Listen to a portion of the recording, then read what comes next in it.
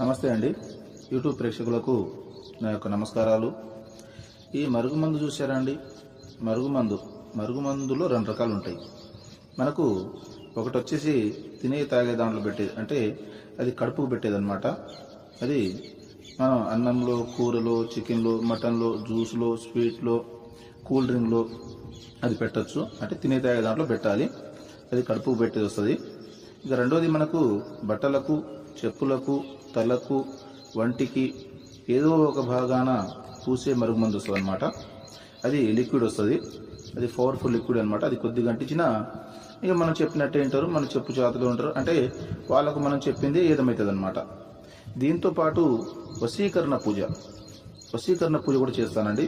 చాలా సంవత్సరాల నుంచి చెడిపోయిన భార్యాభర్తలు కానీ, ప్రేమికులు కానీ, పిల్లలు కానీ, ఎవరైనా కానీ చాలా సంవత్సరాల నుంచి చెడిపోయిన వాళ్ళని పీర్ల ద్వారా, వాళ్ళ ఫోటోల ద్వారా నేను వశీకరణ పూజ చేస్తాను. వశీకరణ పూజ చేసి వాళ్ళని దగ్గర చేస్తాను. నాకు చాలామంది చెప్పారు, గురుగారు వాళ్ళ కాడ వీళ్ళ కాడ తీసుకొని